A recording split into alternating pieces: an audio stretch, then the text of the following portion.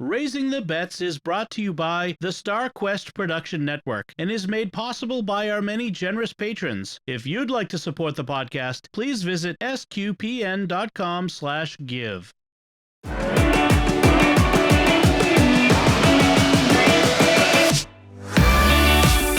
You're listening to Raising the Bets. We're a Catholic couple raising 5 kids outside of Boston.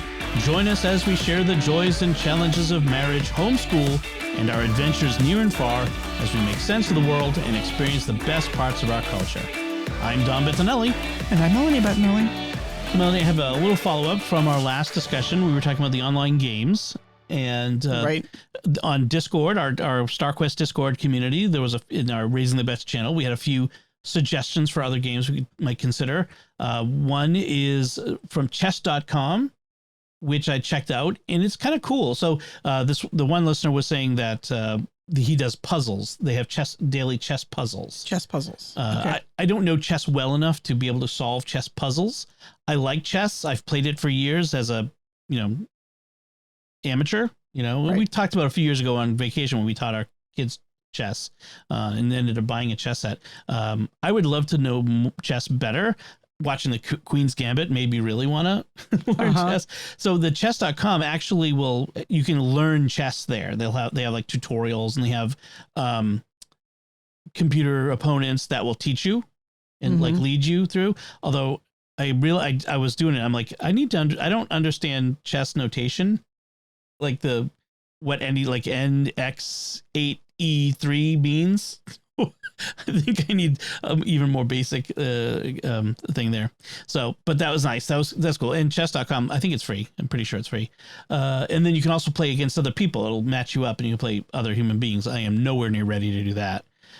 The other one was a game called GeoGuessr. And the way that works, it's very slick. And what it does is it will show you a place that on Google Street View, random place in the world. Okay. And you have to guess where it is. You have to drop a pin on a map within, a certain distance from it. And the further from the actual location you are, the lower the points you get. You can get a maximum of 5,000 points. And it's not consistent, but like if you're like 100 yards away, it might be 4,999. I had one where I was like 6 miles away, and it was 6 miles away. And it was like 4,900. So it varies, So you get different points based on how close, right? How warm or cold you are. Yeah, how close to the actual spot you've dropped the pin. And the interesting thing is that when you do it, you have to guess. Like there's no real clues. I mean, there are categories: world, famous places, European Union, United States. You can get those sorts of things, but within that, you have to figure out where you are. And so there was a couple ones, like there was a sign on a restaurant, and I'm like, what is that sign? Let me Google what that says. Oh, it's Turkish. It's a buffet. I'll look it up. Oh, that's a restaurant. It's this restaurant. I can look on Google Maps where that restaurant is. That's where I go. Boop, drop a pin. So it's kind of like research, rather than necessarily not prior knowledge. Right. There's no way you're going to like just be dropped in the middle of Bogota, Colombia, and no, I'm in this neighborhood of Bogota, Colombia, unless you've actually a Bogotan. Is that a word? A Bogotan? That doesn't sound right, but I don't know what the proper name is.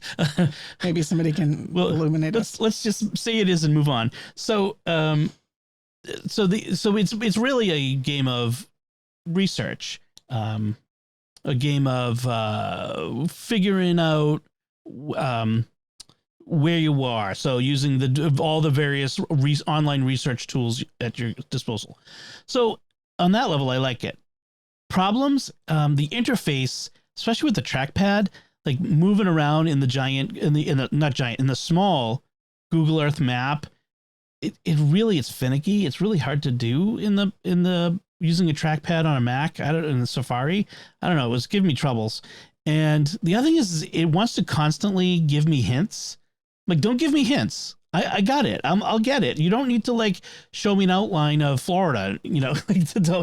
I already know it's Miami. You don't need to give me hints. I just don't like getting the hints because I can figure it out without them. It would be nicer if you it only gave you hints if you asked for them. Yeah, I wish I could turn off the hints. But the biggest obstacle is it's apparently free to play until you get to a certain point, and then you have to pay after that.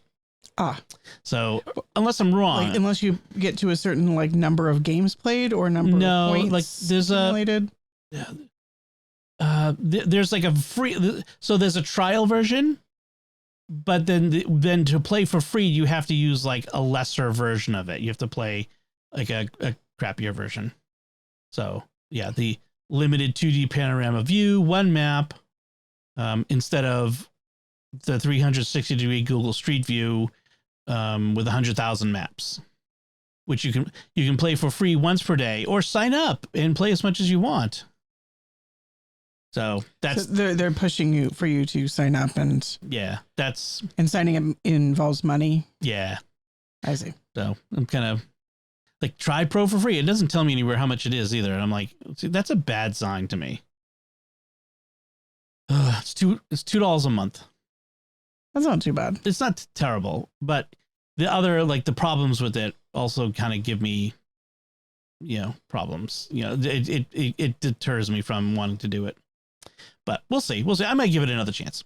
So, but thank you to everyone who suggested new games. It's a lot of fun. I've also been playing Framed, the movie guessing game all week. Mm-hmm. I got them all but one. Framed is one I remember once in a blue moon. I don't remember to play it every day. So I haven't played. Actually, I've hardly been playing any of the games the last few days. Oh, yes. I've been distracted. Redactyl has been hard. Just put it that way. Anyway, moving on. Still recovering from the plague in our house. A couple of our children are still on the mend, which is wild. It's almost been a month now. Yeah, I took Isabella to the doctor on Friday, and she got prescriptions for bronchitis. And I'm seriously regretting not taking Sophia because she sounds awful. And now I'm probably going to have to go back to the doctor again, which was a pain because they did because of her symptoms, they did full COVID restrictions. So we had to call when we got to the building and talk to somebody and check in via phone, and then sit in a special place. And then the nurses came in full PPE and did a COVID test when we first got there. And we were in a special wing of the building where they had special exam rooms set aside for the plague victims. So I'm not looking forward to having to do that all over again. With Sophie.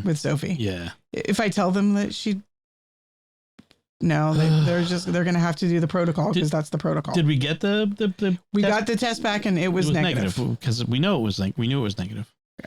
She already took 2 at-home tests and I took bureaucracy. Yeah. So, but we need to get her the I'm pretty sure at this point it's bronchitis for her too. So they both have bronchitis, and the tricky thing is they have a scout camping trip next weekend, and I mean it'll be fine. It's just they'll be hacking if they don't get it treated. It'll be hacking their lungs out all during the trip, and who knows if Sophie will even want to go if she's still hacking. Yeah, hopefully she will. But anyway, speaking of scouts, while I was recording new episodes of Mysterious World with Jimmy on Saturday, you took the kids to Cub Scout Recruiting Day. Was it just Cub Scout Recruiting Day? I mean, it's technically Cub Scout recruiting. They're trying to recruit Cubs specifically for Cub Scouts because that feeds the pipeline, but they'll take anybody. Yeah. So yeah, I took Anthony and Lucy down with me. Bella and Sophie did not want to go because they weren't feeling good. Ben opted to ride his bike down and meet us there, which is it's a mile. It's about a mile. It's not a huge long bike ride, but I think it's the first time he's ridden that distance. I mean, not that distance. He's ridden up to the center of town. Yes. And so that was fun. It turned out to be a good thing because my mom came by to sign up her son, who is going to be in Lucy's den.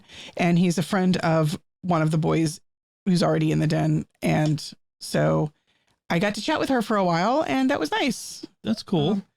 We we had a nice conversation, and I'm looking forward to seeing her again. So that will be fun. Awesome. That's good. I'm glad you're getting more involved in the scout stuff too, because I know that you'll make connections with people, and it's kind of nice. So that's good. I'm glad you're doing that.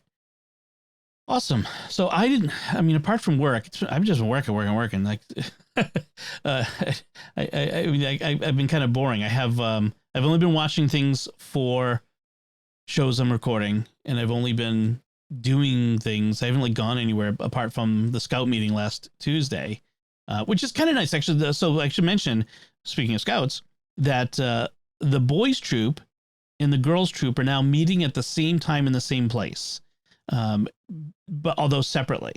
And this is, although sometimes together, to facilitate there's a lot of adults, the same adults involved in both troops, because the parents of the girls and the boys are in the same troops, that sort of thing. And so why teach the same merit badge 2 different nights? So this is letting them have separate meetings in 2 different rooms, right? But combining part of the meeting where they're working on the same badge, so they don't have to do the same merit badge presentation twice. Yes, that sort of thing. Right, and it also increases the pool of adults, because there are some adults involved in one troop or the other who aren't in both troops. So it just increases the pool and takes some of the pressure off, especially the girls troop, which is smaller and has less resources. So, I think it's going to work out. The girls were not thrilled at the idea of having all of the crazy, wild preteen boys invading their space, but I think it'll work out. We did definitely had separate spaces, and at least with this meeting. So hopefully it will be less crazy. Yeah, I know they're not thrilled, but hopefully it'll work out. We're hopeful. So I was going to say something else about, this was speaking of this was our official first week of school. Official first week of school. I mean, we kind of did light schooling all summer long. Bella didn't finish up her sophomore year pile of work until the end of July. But she did take a break. And so we started back, official junior year started this week. And I'm trying to ramp up the other kids' stuff slowly. Junior year. Oh, yeah. This is the time gone. Yeah, I mean, they got so, as everyone who's been listening for more than 5 minutes knows, because we constantly bring it up, we got so set back last year with our house disaster, which started just about a year ago. Yeah, I got the Facebook update that said, we've got water in the hallway, and we don't know where this is coming from, and hopefully it won't be too expensive. And my editor voice came on and said, reader, it turned out to be very expensive. Just imagine Morgan Freeman saying it was very expensive. Yeah. Oh man, it'll be interesting to see all those Facebook memories as the days go by over the next few months, because I'm feeling myself kind of bracing for it, honestly. Oh, man. Yeah, we talk about like, oh yeah, we got to go to the beach, but it wasn't a beach vacation. It's not a vacation when you don't have a home to go to. When 90% of your possessions are in a storage pod, and you have this open-ended, when can we go home thing. Yeah, the kids enjoyed some of it, but they spent an awful lot of time being very stressed out about being homeless. And we tried very much to make the best of it and put a good face on it. But there was a lot of very unhappy moments, and children crying themselves to sleep at night, and children being very, very discombobulated. Yeah. It set us back so far in school. So yeah. Well, frankly, like we got what a lot of people got with the COVID lockdown and having their kids at home. We have ended up getting that just in a different way, the setback. But, and the reason I bring it up is because I've heard, in a joking manner, well, you got a beach vacation for 2.5 months. And like, we really didn't. I mean, we were near the beach, and it was really nice as a small compensation to be able to walk down to in the fall, mind you, it wasn't a summer beach vacation, in the cold fall, to be able to walk on the beach and that sort of thing, and to take some of the stress off. Yes, that was a great blessing. But, as Bella was reminding, they didn't get to do Halloween that last year. There was no Halloween for them. And Thanksgiving was, Stressful. because we had it at my brother's house, but we didn't get to have our Thanksgiving, and so a lot of these customs and things, and even once we were back in the house, there was a lot of uproar through Christmas. So I don't. This isn't meant to be a poor us thing, but just we're recording this on 9/11, and it's one of those things where even like 21 years later, you still kind of feel, if you're old enough, you feel those events. I'm still feeling the events of last year a bit. Yeah. This is still a little trauma that I'm feeling. So anyway, moving on. Let's talk about some food. In fact, I've got a couple dishes that we made this past week. One more successful than the other. Do you remember the sesame chicken, Melanie, that I made? It tasted not very different from other stir fries that we've had, but I know it was a new recipe for you. So I found this new YouTube channel called Smoking and Grilling with AB, and he's kind of cool. And I'm interested. I haven't watched a lot of his videos yet. He's got sort of this down home style and attitude, which is fine. The recipe for the sesame chicken, it like you mentioned, it wasn't really all that sesame. In fact, I'm looking at the recipe. The only sesame in the recipe itself, as written, is the sesame seeds you put on at the end for garnish. I thought there was some sesame oil in it. There's a teaspoon of oil in the frying batter that just says oil. I think it's sesame oil. I used sesame oil there, but that's it. And like, yeah, it could have been much more sesame in that case. Like there was a sauce that had a tablespoon of sesame in it. I guess that was sesame oil. Yeah, it just a tablespoon of sesame in the sauce, which has like 2/3 of a cup of water, 2 tablespoons of rice vinegar, and 4 tablespoons of soy sauce. I monkeyed with the sauce a lot. Yeah, you really just, well, that's one of the reasons why it tasted like stir fry, is because you made one of your stir fry sauces. Well, this is true. Yeah, so but as written, it wouldn't have tasted much less like stir fry. I also didn't. The recipe wasn't clear. I should have. It was supposed to be like deep fried the chicken. That would have been really good, I think. Yeah, and I ended up sautéing it with this frying batter on it, and that wasn't right. As I was getting started, I'm like, wait, this is wrong, and it was just too late at that point. But like, I've really liked the karaage chicken, the Japanese fried chicken, and that sort of getting that crunch on the outside of it in a stir fry. So I think if we try it again, I'm going to monkey with it a lot. But it wasn't a great success. But I made something else later this week, which I think came out really good. In fact, I think everybody. I don't know what you're talking about. The tinga, the Mexican pork tinga. Oh, yeah, you didn't say that. Sorry, didn't say it. I can't read your mind. Sorry, mind reader. I usually tell you what we're going to be talking about ahead of time, and I forgot to tell you what we're going to be. I did. Sorry. So this was a recipe I got out of the Boston Globe's food section, and a while ago, and so it's like a stew. It's basically a stew. It was a stew. It's very thick stew. So it's pork shoulder and it's stew. It's like a slow cooked and a stewy braise, it says. So you take cubed of pork shoulder, boneless pork shoulder, and you cook it in the pan, and then you add onion, poblano peppers, which I had picked up at the farmer's market, which is why I made that this way. A jalapeno or any other chili pepper, and garlic, and I don't know if I mentioned onions. It's funny, the recipe calls for cloves, smoked paprika, cumin, and chili powder, and the smoked paprika in the description says, well, this substitutes for canned chipotle peppers. Well, those are fairly easy to get, like especially in the Boston area.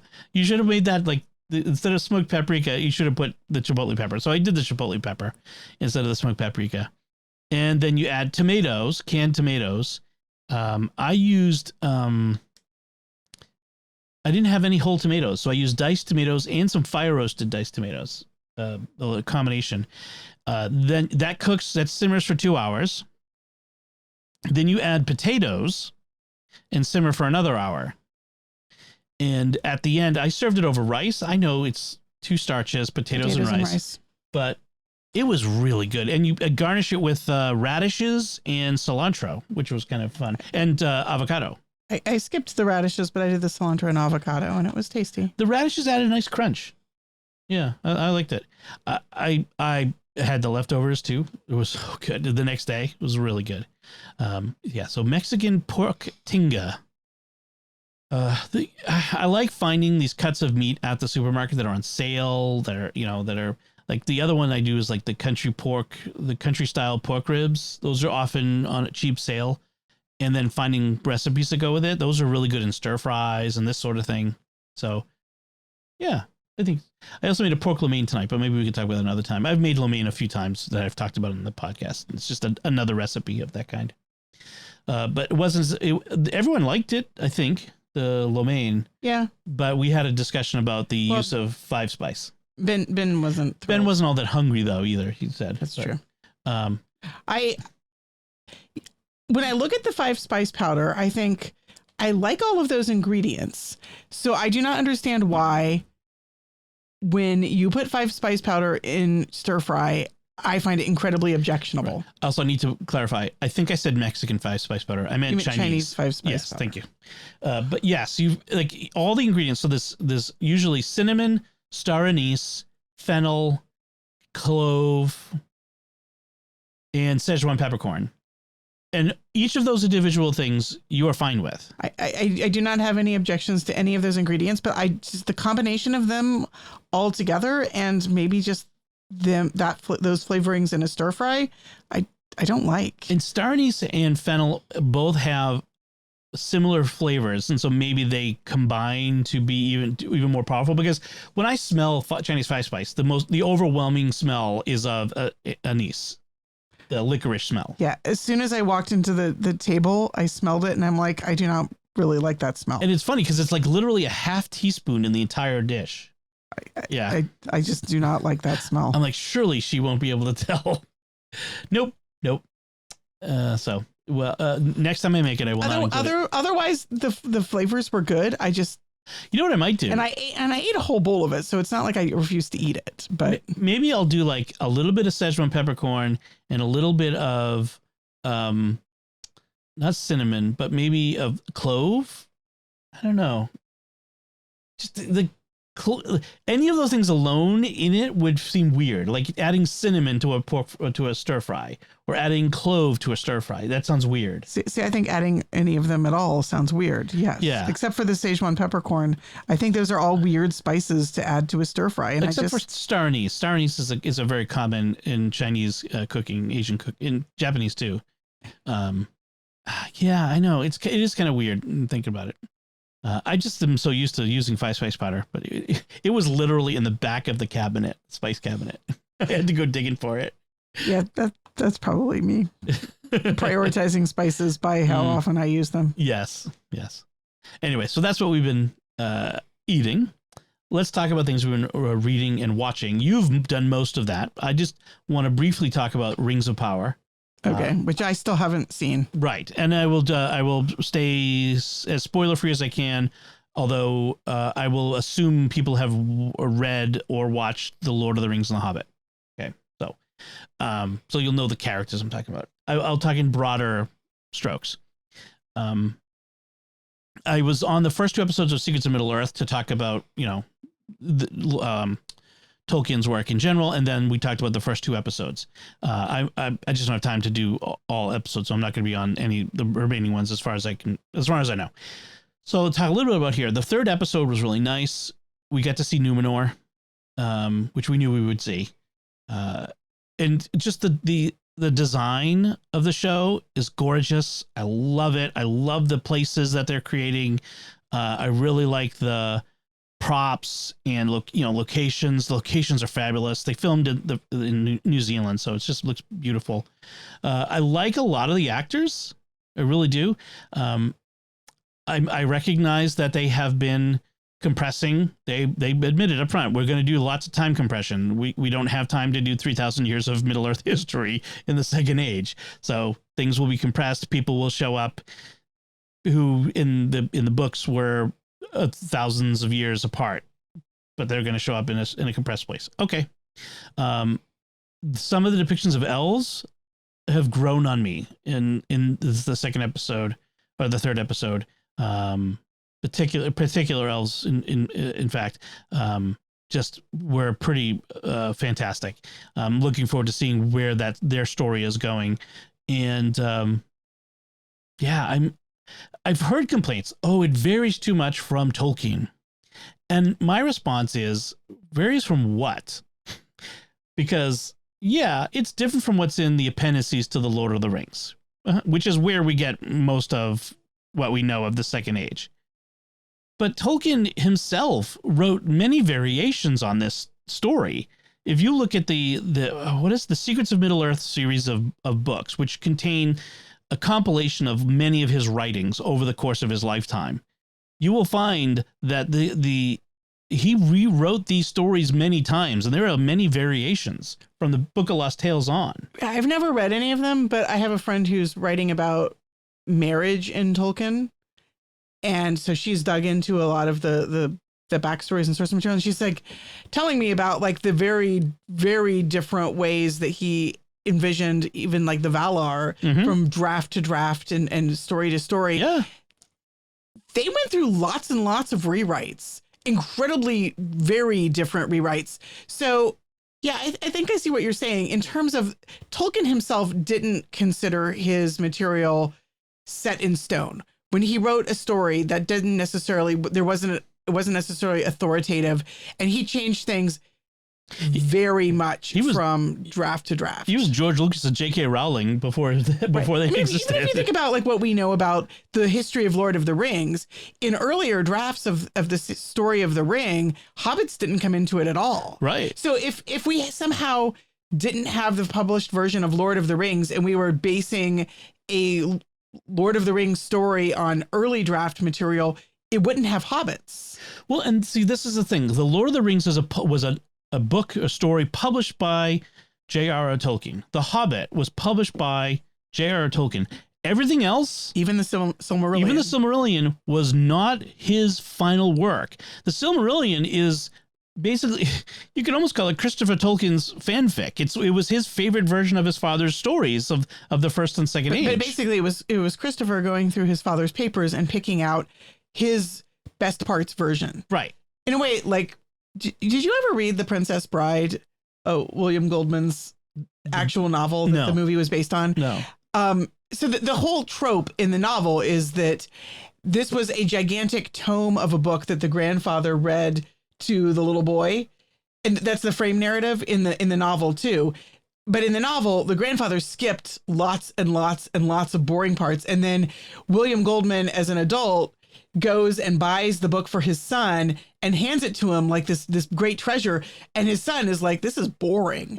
And so the novel is the redacted version where Goldman cut out all the boring parts and just did the highlights. Like it's the highlights, good parts version. And I kind of feel like that Christopher Tolkien's kind of giving us in the Silmarillion the good parts, like the cutting out the boring parts and giving us his favorite highlights. Right. Well, like even in recent years, they've come out with books of Beren and Luthien and the story of the children of Hurin, and those stories in their expanded versions are different from the Silmarillion. Is that wrong? Well, no. I mean, it's still from the work that Tolkien produced. So I don't have, as long as you're not doing violence to the original story, as long as you are not completely, stripping it of its connection to the author and the greater, beauty and truth that he was connecting to, the eucatastrophe, the long defeat, all of that. I think the where people come in to disagreement is doing the notion of doing violence to, and I think different people are going to draw that line in different places. Maybe I also think that people have been hypersensitive to the woking of Tolkien. Okay, they're very afraid of Hollywood making Tolkien woke and changing it and changing aspects of it. There's been a little bit of, which has been blown out of proportion. People getting upset about some of the characters being black, like black dwarves or black elves or or at least not white, not European. You've had some Latino. I think that elf is Latino technically. The actor is, but that does it's acting. You know what I mean? I don't care. What race the character is if they're just acting a character. You know what I mean? Like that's just acting. You're supposed to act. That you're supposed to be something you're not. So it doesn't that stuff doesn't bother me. But when you start like if you start flipping like female characters to male or more often male characters to female, if you turn Aragorn into Queen a lesser instead of King a lesser, you know what I mean? That's what people are afraid of, that sort of thing. That's actually Lord of the Rings, I know. But or even worse, like turning Arwen into a dude, and having Aragorn falling in love with a dude. That would be, yes, complete violence to what Tolkien's intent was and his worldview. And I think that's what people are afraid of, but they're letting that color their approach to something that hasn't done that. So which isn't to say that this series can't go off the rails. I'm not saying it's not going to go off the rails, but it hasn't so far. So I'm enjoying it. Okay, my soapbox is now off. I'm putting it back in the closet. You have finished the first season of Severance from Apple TV Plus. I did. It was a roller coaster ride. It took some turns in the last couple of episodes I did not expect at all. See, now you understand why everybody's talking about it. Like, you can't really tell anyone what's going on without kind of ruining it. But it's one of those things where it's like, you just got to watch it. And then you watch the first episode going, I don't understand why everybody's on about this. I read one like capsule review that talked about it as laugh out loud funny. And I'm trying to figure out what parts of the show people were laughing out loud about. There's some dark humor bits. There's some parts that are kind of funny. I mean, I suppose like Rickon's book reading is kind of funny. I find Rickon a funny character. Like his book is funny. I find him funny. I find him funny, but not in a laugh out loud sort of way. Well, people have weird senses of humor. And well, let's be honest, you have a kind of a quirky sense of humor too. I suppose I'm rolling my eyes. Yes.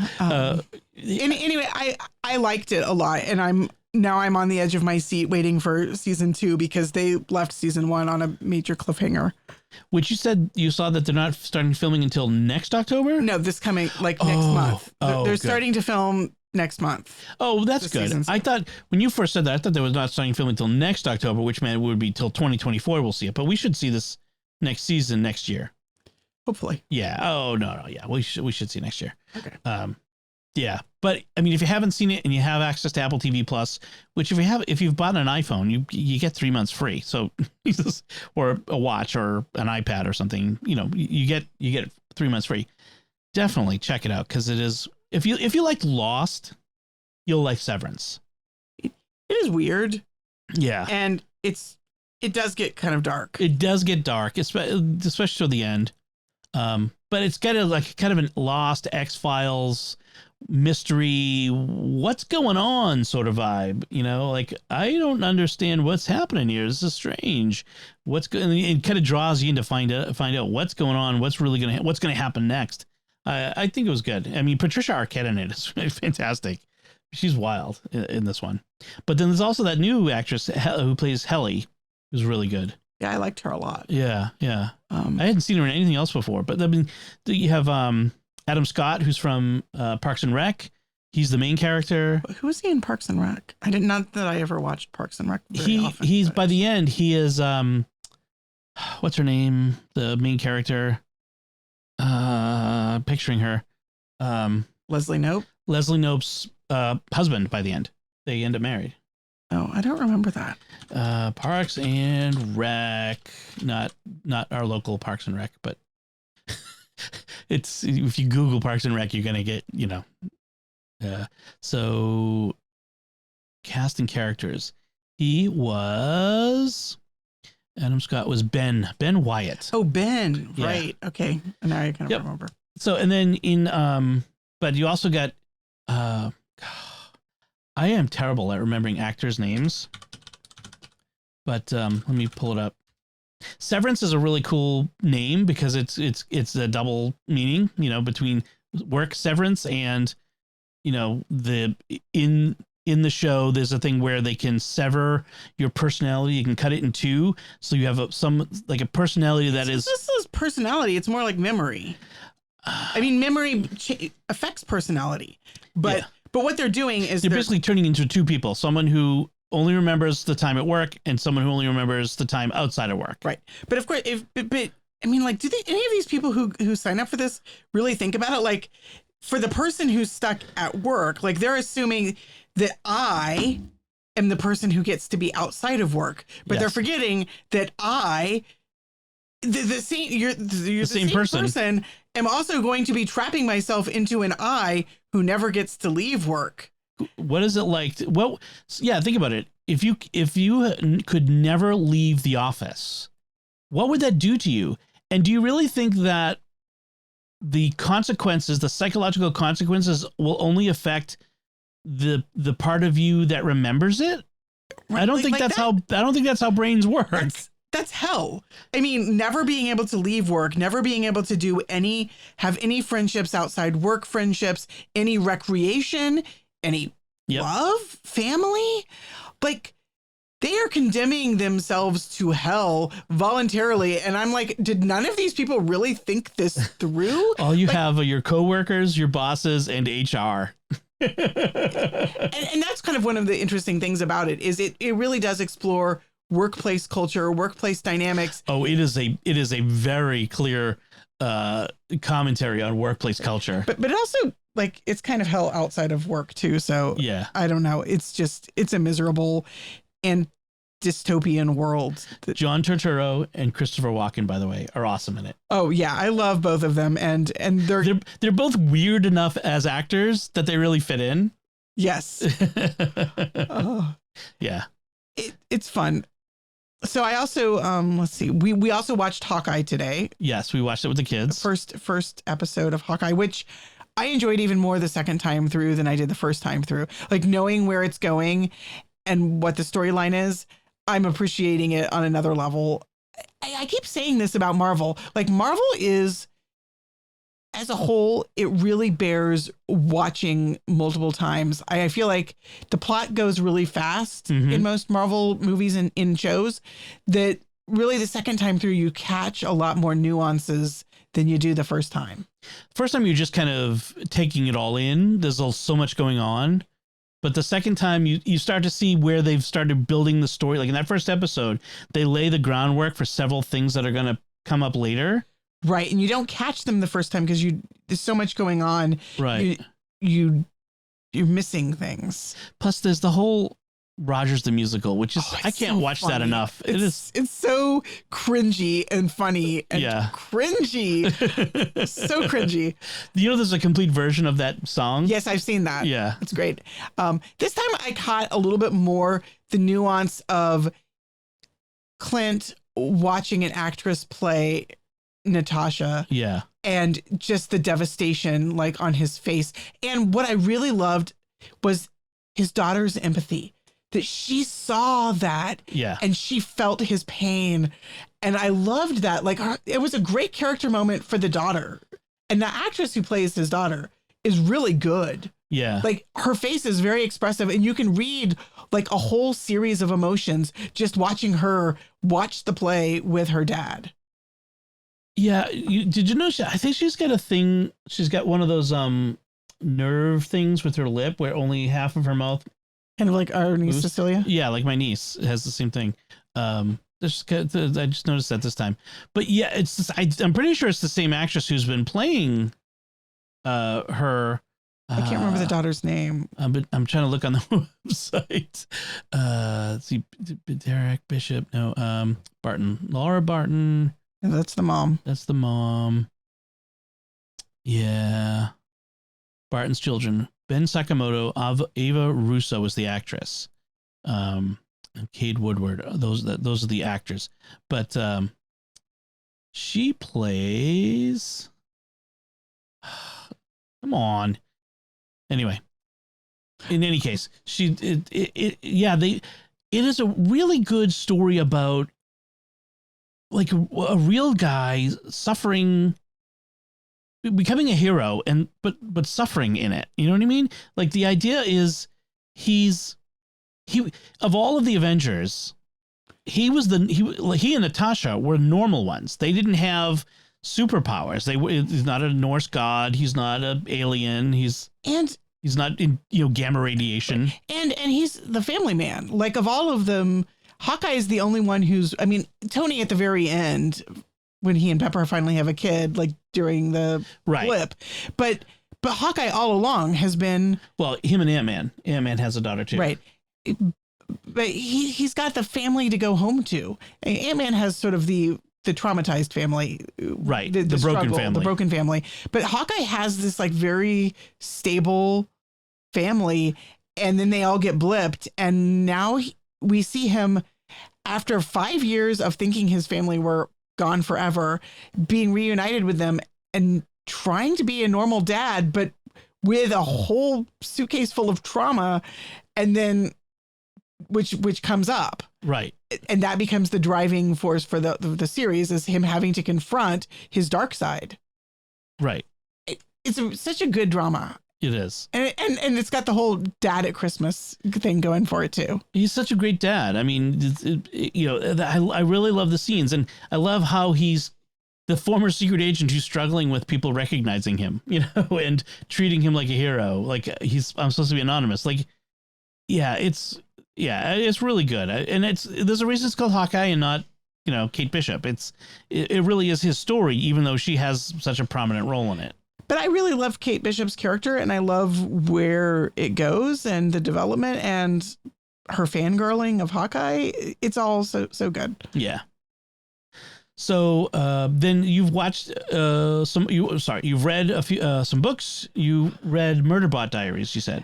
I did. The first book. I read the first book, and I'm halfway through the second book of the Murderbot Diaries series. And I'm trying to remember, the first book is called something like Code Red.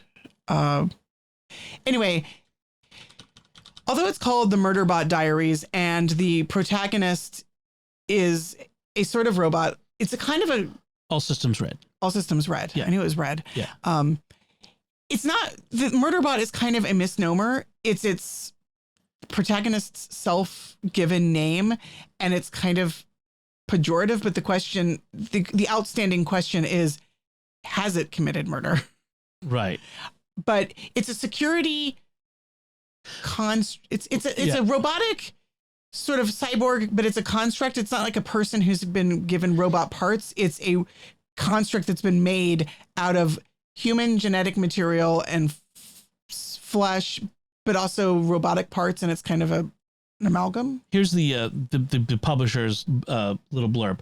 It's about an artificial construct designed as a security unit, which manages to override its governor module, thus enabling it to develop independence, which it primarily uses to watch soap operas. Yes. The fun thing about Murderbot is it really loves watching TV, and it really does not want to deal with human beings. It's like a rogue AI that doesn't decide to use its rogueness to take over the world and kill all humans, but just be left alone and to watch TV. Well, and in fact, one of the things that my sister, who pointed me toward the Murderbot Diaries, really likes about it is Murderbot comes across as being autistic.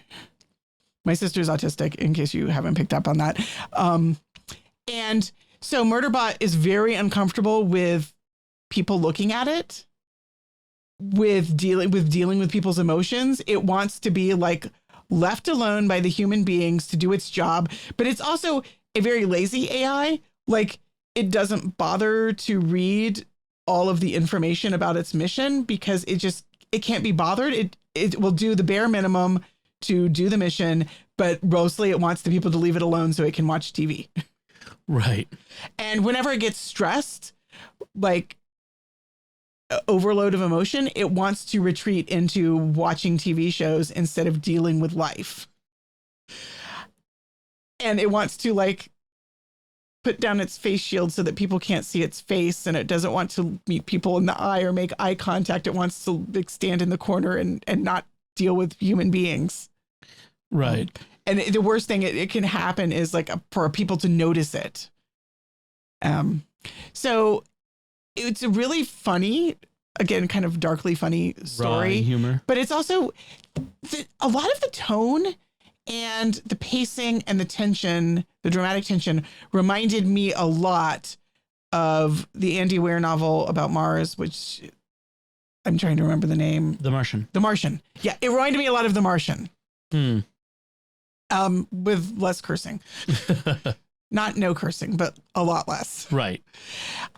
But it's a great unreliable narrator. I love unreliable narrators, and Murderbot is the most unreliable narrator. So there's kind of a fun puzzling together, like what's going on. There's very little exposition. In fact, there's almost no exposition because it's a diary. Okay. So it's like a lot of epistolatory novels, it kind of drops you in the middle of the situation and you kind of have to piece together what's going on from this robot's diary, where it assumes that you have a lot of information and it doesn't specify a lot of things. Okay. I liked it. It was fun. I'm definitely going to read the whole series. By the way, before you go to the next thing you want to talk about, the actress Ava Russo, who plays Clint Barton's daughter, is the daughter of director Joe Russo, the Russo brothers who directed Avengers Endgame and Infinity War.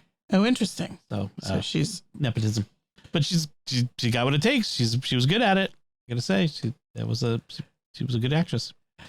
So the other book you've been reading or read, right? Actually, I read this before Murderbot. Okay. I read the third book that was the sequel to Curse of Chalion and Paladin of Souls, which was called The Hallowed Hunt. And this one was a little bit of a departure.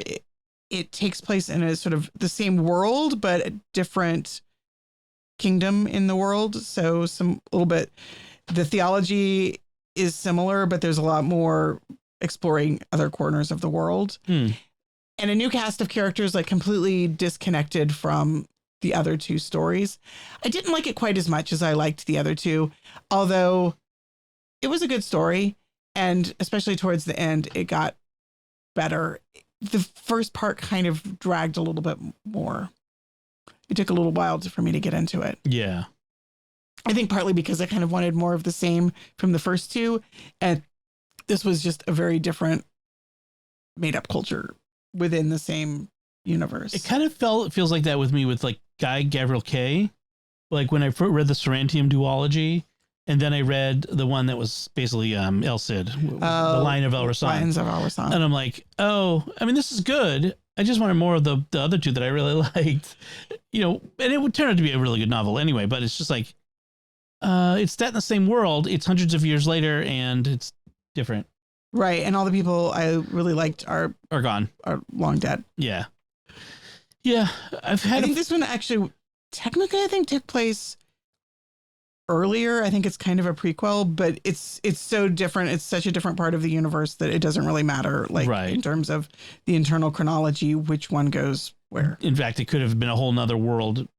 Well, no, it had ties into the mythos, right? Right. Like the religion, it has ties to the religion, and they're aware of the other countries that we've visited. Right. So sort of, it's like as if the first two novels take place in France and Spain, and now we've jumped over to England and we're dealing with another country, a different culture, but they're still are Christians. Right. So they're dealing with the same religious system, but they also have like this whole paganism that they're trying to deal with as well, which was right. I mean, it's all pagan, but it makes me want to read the Chalion book. So I highly recommend it. It was really good. And I think there's at least one more, maybe two more in the series. So I'm going to bounce back to them, but I'm bouncing around a lot. Well, the Scholomance novel comes out anytime now. So you'll spend a day reading that. The Murderbot books are really short.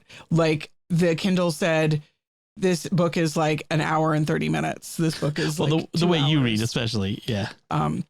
So they were not long tomes. So okay.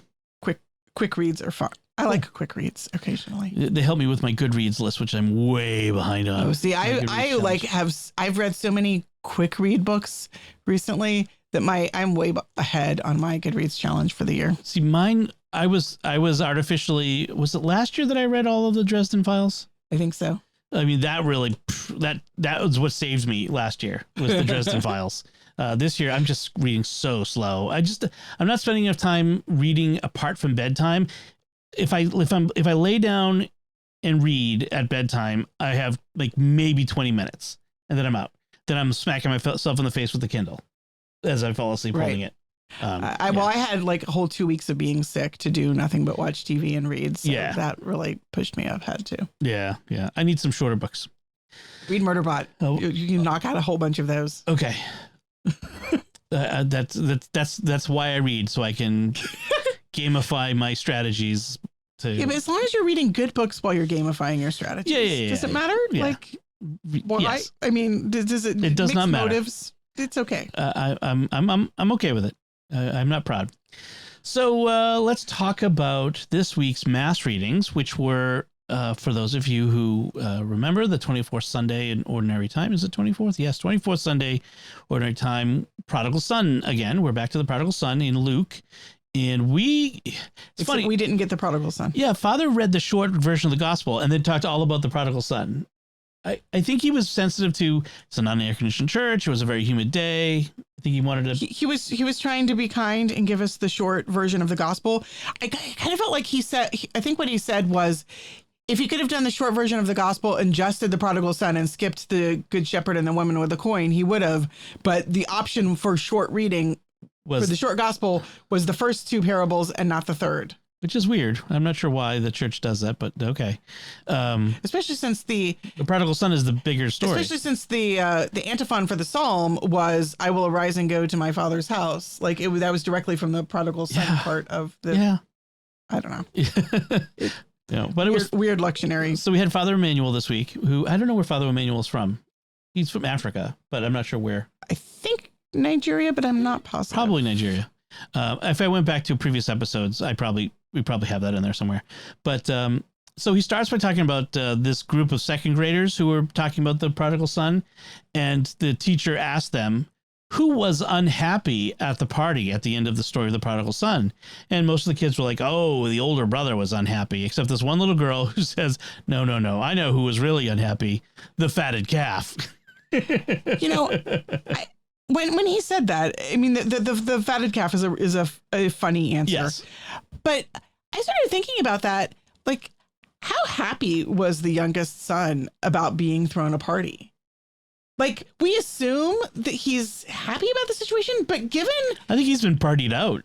Right? Like, I'm not sure that he's actually really thrilled to be... He wanted to go back and say, "Make me one of your slaves," because he's so ashamed. Right. And instead of being treated like an outcast and like hidden away, his dad makes a big deal, feeling ashamed and guilty for having wasted all of his father's money.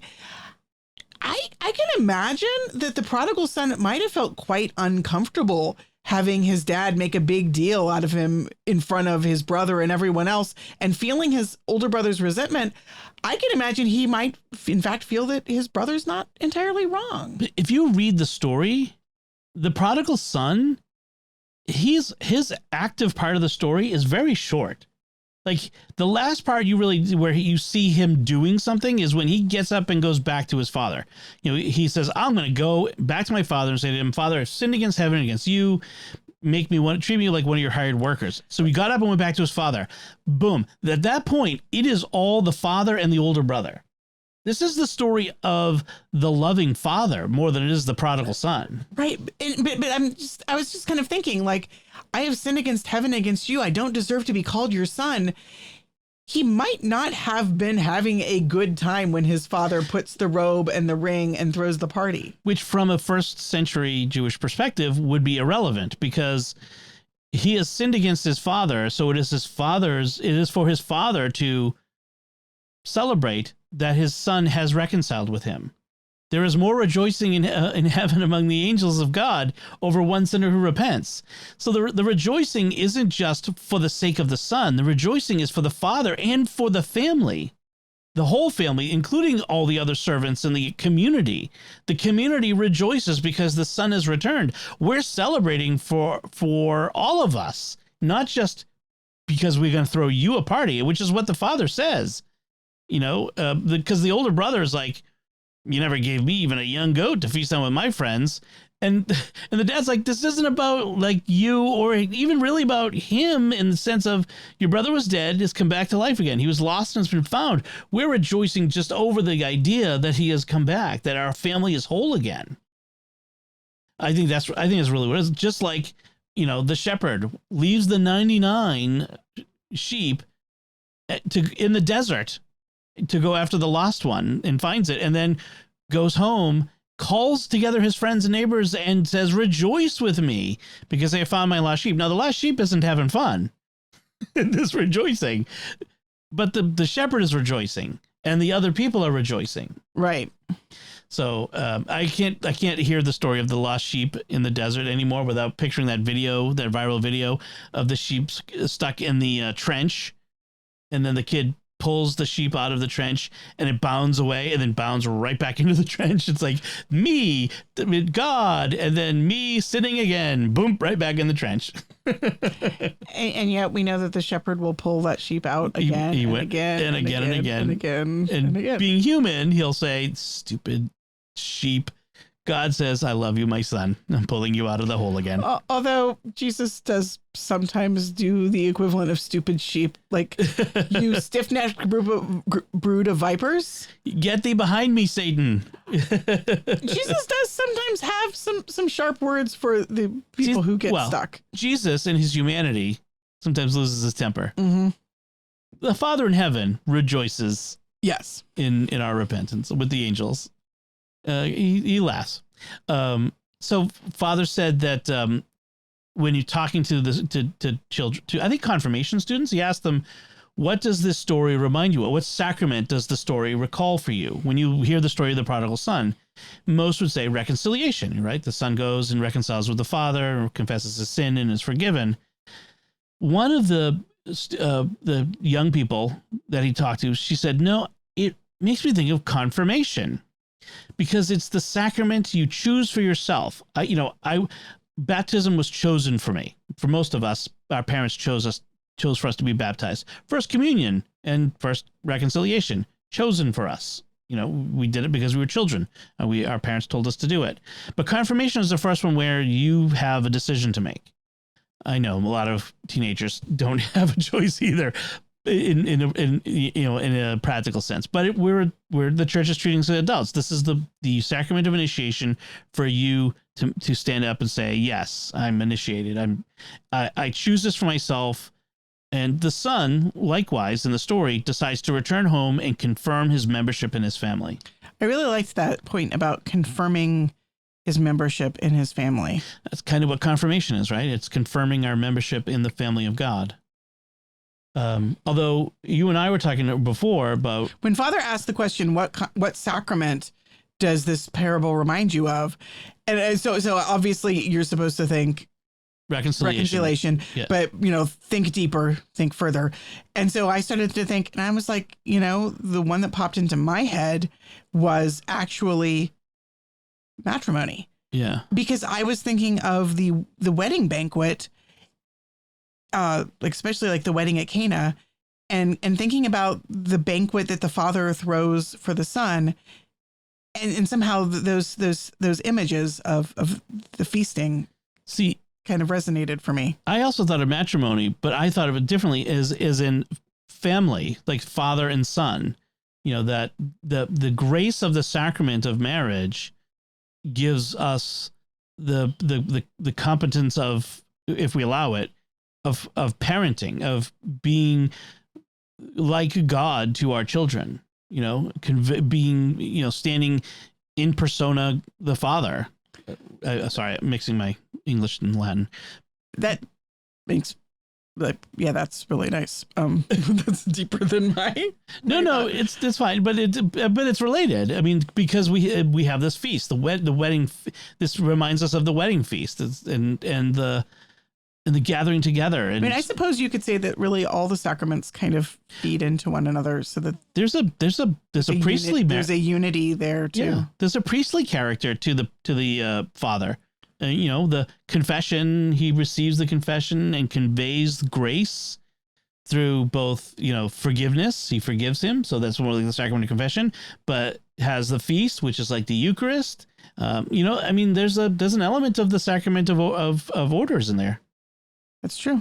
Yeah. We could conceivably make connections to all 7 sacraments. Are you saying? Yes, I could think of ways to connect us to all 7 sacraments. Frankly, I suppose it sort of speaks to the unity of the sacraments and the unity of the church. Yes, that is exactly where I was going to go with that.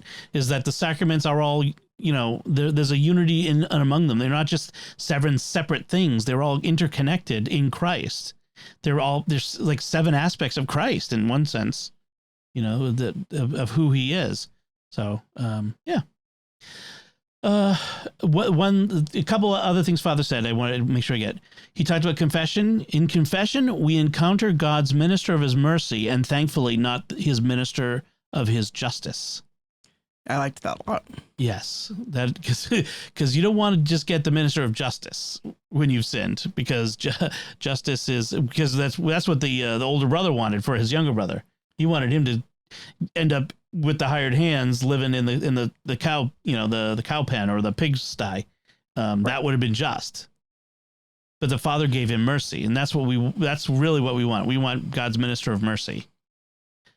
I've encountered God's minister of justice in the confessional once or twice. I really liked. I probably deserved it. Yeah, I liked the way the Father embroidered on the idea of mercy and the idea of when the sinner embraces mercy, he brings about more celebration in the angels and saints.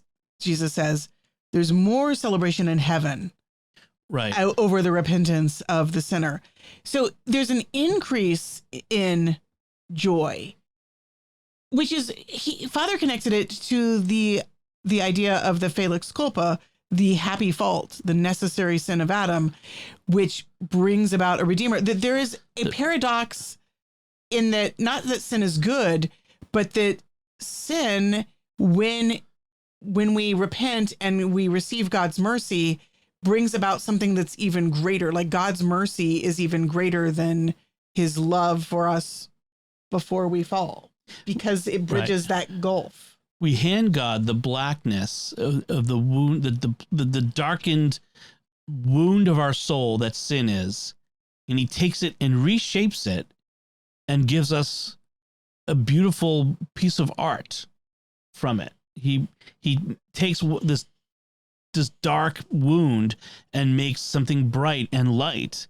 Actually, to go back to the Silmarillion, which you were talking about earlier, I think I love the imagery that Tolkien uses for that, where I always think of them as angels, because really, let's face it, the Valar, all the angelic beings singing, and then Melkor introduces the note of discord, but that gets woven back into the harmony, and the harmony is all the more beautiful for resolving that discord than it was before the note of discord came into it. Like that darkness becomes more, like, inspires a more beautiful light. The creation of the world that is created is greater than the original world that would have resulted had that not shown up, which doesn't mean that it was good that discord and darkness and sin entered into the world, but God turns all things for good. Like he turns for better, and just to go back to the greatness of his mercy, and also the greatness of his craftsmanship. To go back to the Felix Culpa, if we did not have original sin and a brokenness in our nature, we would not have had the need of a redeemer to be incarnated among us, and we would not have Jesus. Like we'd have the second person of the Trinity, but we would not have Jesus, fully God, fully man. Right. So wild. That's crazy. Wild. Anyway, Father ended by saying, our sins stink before God, but when we repent of them, they sound like sweet melodies. And then he ended with a hymn. And he ended with He sang beautiful this hymn. Beautiful hymn, which I've heard before, but God of mercy and compassion. It was really lovely. He sang it a cappella, and I could hear some voices from the back of the church joining in, and it was just it was beautiful. Yeah, it was really nice. Actually, there was one more point that was really beautiful. Uh-huh. It was nothing to do with his homily, but during the Our Father, Oh, yes. the little girl sitting behind us Well, yeah, behind you. Yeah. had clearly memorized her Our Father. She sounded like she was maybe 6. She had a very, very loud voice, and she said it just slightly slower than the rest of the congregation, but she was yelling it out loud and clear. She's like, I know this part. I'm going to say this part loud and clear. And it was beautiful. And Father actually I noticed he slowed down and said the Our Father with her while the rest of the congregation rushed ahead. Yeah. And he made at the end of Mass, he made a point of saying how much he loved hearing the voices of the children praying along. Yes. I hope her parents were incredibly proud. I think I saw her mom kind of nudging her and saying, that's you. She had a beautiful voice, and it was so lovely to hear, like, she had it down. That was nice. She knew the prayer, and she was belting it out. All right. On that beautiful note, we would like to take a moment to thank our patrons who make it possible for us to create Raising the Bets, including Carolyn K., Jeremy N., Wendy T., Father Michael N., and Paul B. Their generous donations at sqpn.com/give make it possible for us to continue Raising the Bets and all the shows at StarQuest, and you can join them by visiting sqpn.com/give. This is Dom Bettinelli, CEO of StarQuest. I need to ask for your help, but first, I want to thank you for listening to StarQuest and supporting our mission of exploring the intersection of faith and pop culture. In order to continue that mission and create more new shows, we need to bring on more audio editors, video editors, and production equipment. If you value this show, we need to hear from you now. If you're not yet one of our monthly patrons, please become one. And if you're already a patron, please consider increasing your monthly donation. There are many special patron benefits we'd like to give you, and you can learn about them by going to sqpn.com/give and clicking Become a Patron. Please go to sqpn.com/give today. That's it from us. You can find links from our discussion in our show notes at sqpn.com/bets. That's BETTS. Send your feedback on our Facebook page, facebook.com/StarQuestMedia. Send an email to bets@sqpn.com, or join the other folks who are over in the StarQuest Discord community at sqpn.com/discord and join the conversation. I have a blast talking to all of you over there. It's a lot of fun. Remember to like Raising the Bets on the StarQuest Facebook page at facebook.com/StarQuestMedia. Retweet us on Twitter at SQPN, and leave us comments wherever you find us. We love to interact with you. Until next time, I'm Dom Bettinelli. And I'm Melanie Bettinelli. Thank you for listening to Raising the Bets on StarQuest. Here's another show on the StarQuest network you're sure to enjoy: The Secrets of Stargate. Find it wherever fine podcasts are found, or at sqpn.com/Stargate.